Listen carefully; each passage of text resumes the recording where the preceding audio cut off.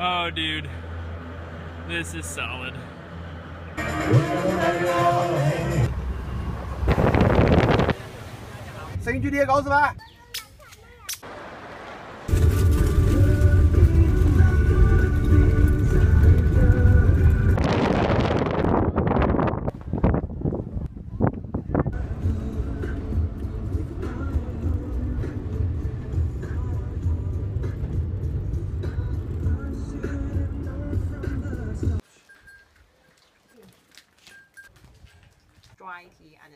Okay. Woo. Okay. We made it! We made it! We're hiking, and China understands Tennessee because we tell them about Jack Daniels. Holy shit, this trail never ends. How much higher we can go? I don't even know, it's in the clouds.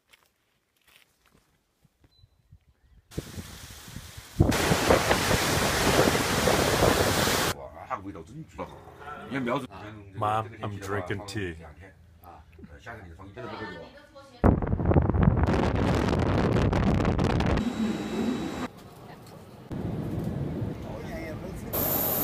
The bus just dropped us off in Hangzhou. I don't think this is our hostel. Faster! Gorgeous room. 25 bucks.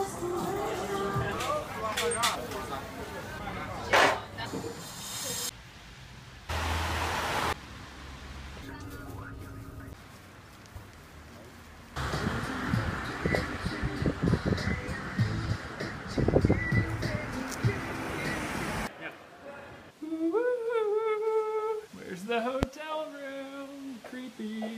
Whoa! Look at the view. Holy crap. Wow.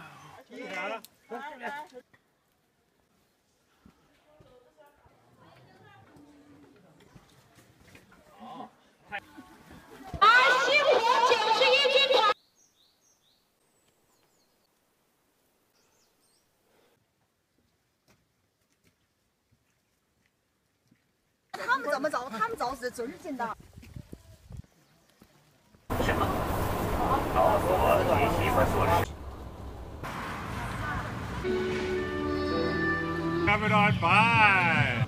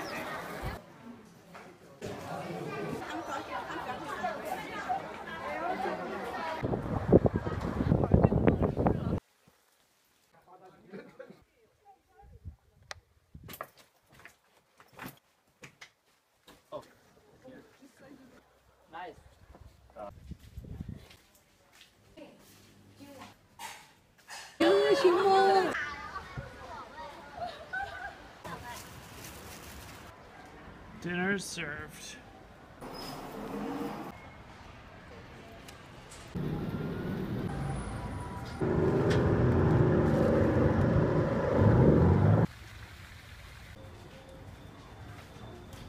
Yum.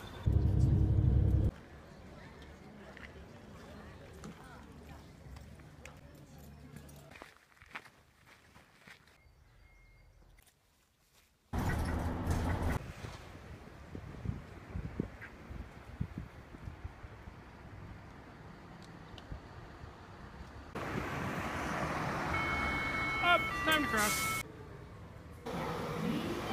Yeehaw!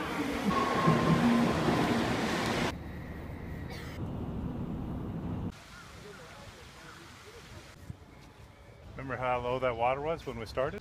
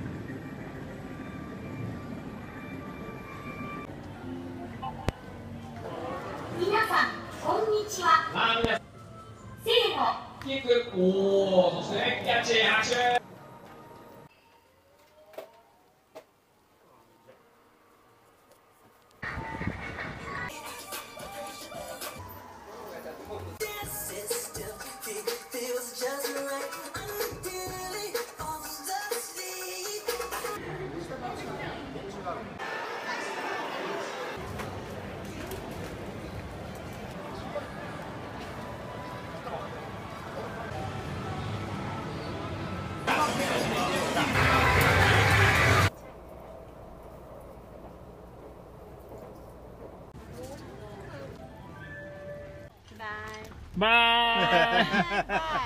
Yeah. Bye-bye. Bye. Bye.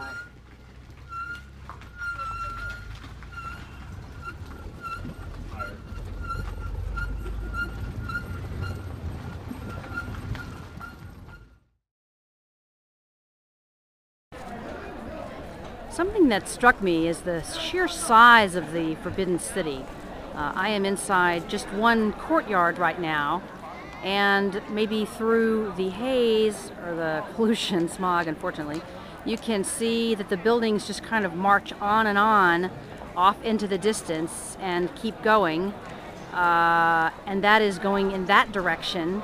Of course, I am surrounded by this courtyard here, and each one of these stone decorative columns have carvings and interesting things on them. These, I think, are clouds maybe, and snakes. But the buildings continue this direction, and I just came in this gate over here where there are another two, at least, enormous courtyards continuing in that direction. And all of the courtyards have huge, pardon me as I go upstairs trying not to fall over, huge, enormous buildings like this, one after the other, marching way off into the distance in that direction, and then behind me in the other direction. And of course, all of the spaces where I am walking are full of locals, tourists, everyone. Many of them have decorative or colorful caps on, so that you can keep track of your tour group. This is the orange-capped tour group with a yellow guy passing through.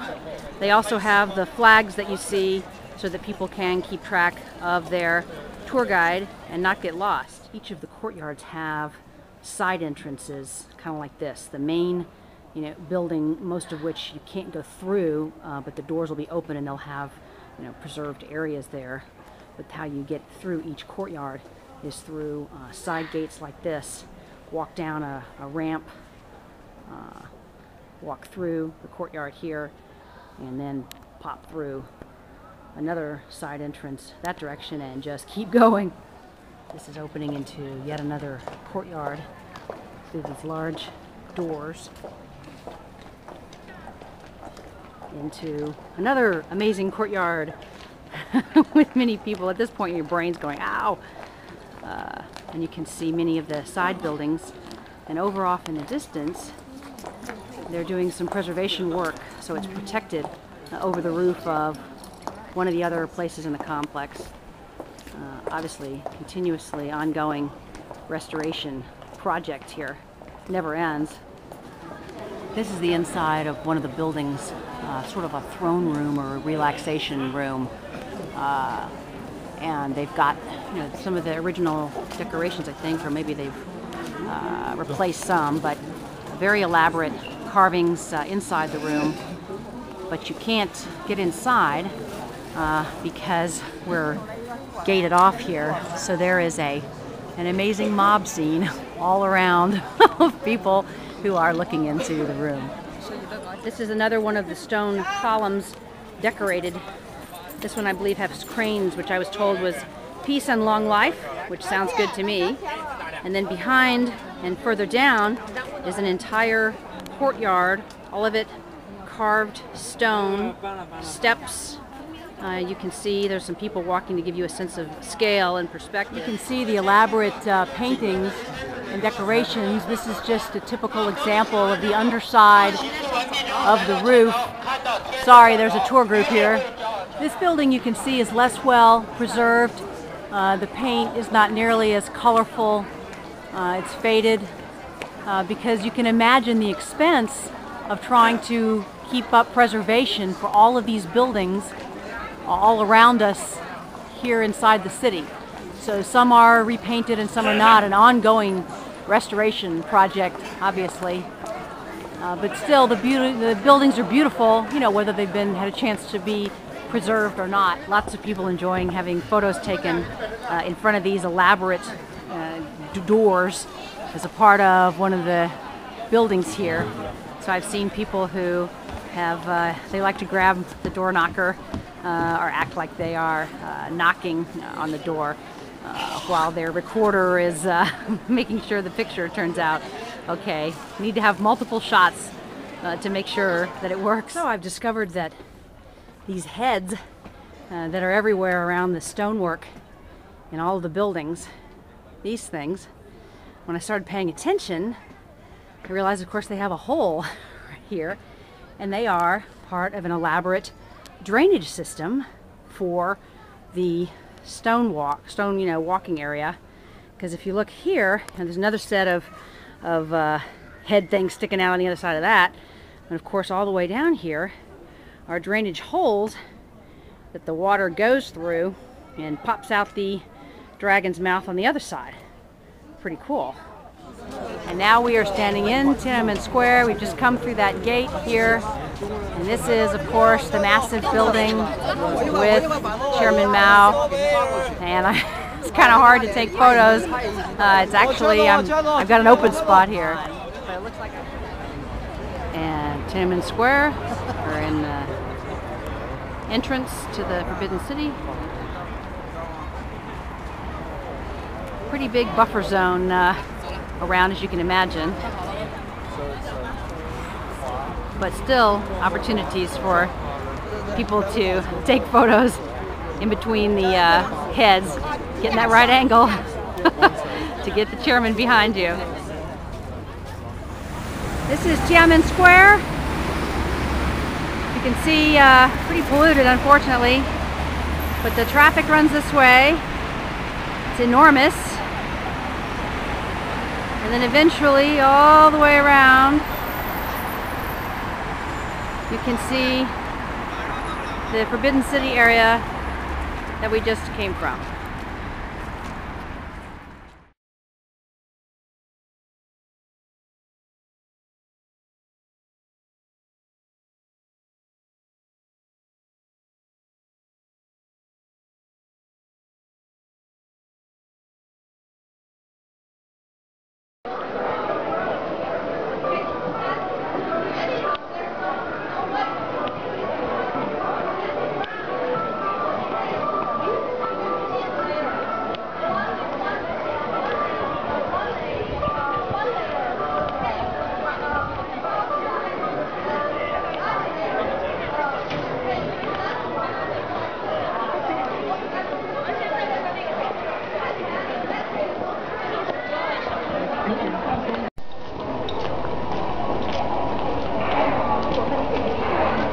Forbidden City.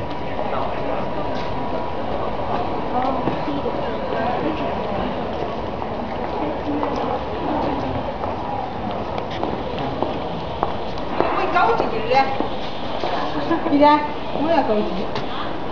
Nếu mới cầu chị được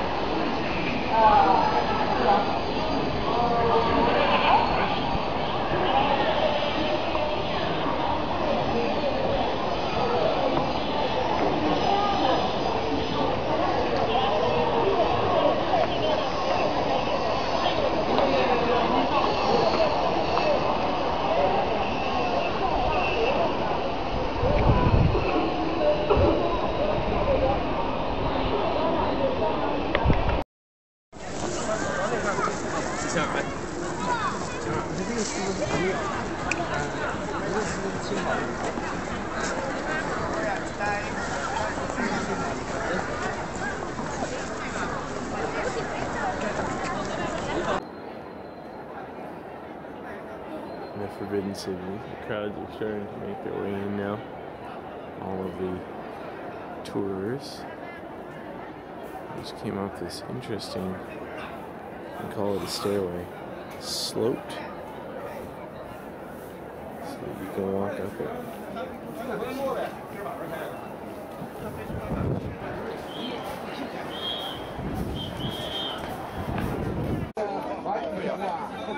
Here's the view of the Forbidden City,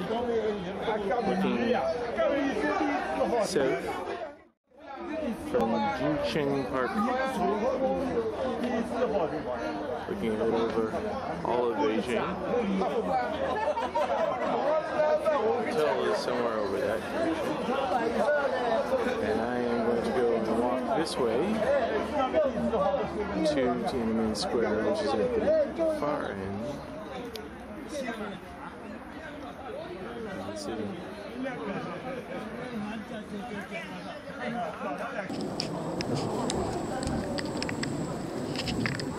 And the Forbidden City is very big. There is about 960 meters length and 750 meters width. Wow. Inside, there are 72 hectares. There are 90 courtyards, 980 buildings, 9,999 and a half rooms. Actually, in 1973, our government calculated inside only 8,704 rooms. So why it is said should have 9,999 and a half? Because, you know, when the emperor he built the Forbidden City, he thought he is from the heaven. And in the heaven, there are about 10,000 rooms. So the emperor thought he is the son of the god. And in the Forbidden City is his residence. He can't have the same number with the god, so half life. So that's